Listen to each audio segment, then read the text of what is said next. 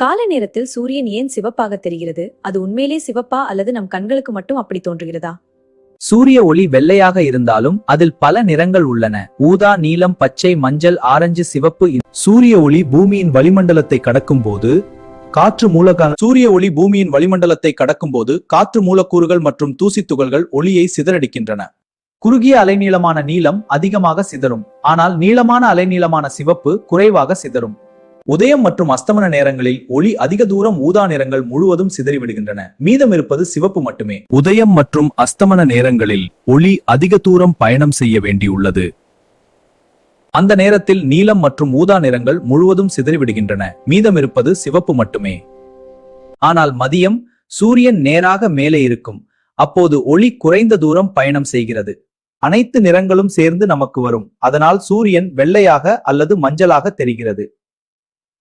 அதனால்தான் சூரியன் காலையில் சிவப்பாக சிரிக்கிறது.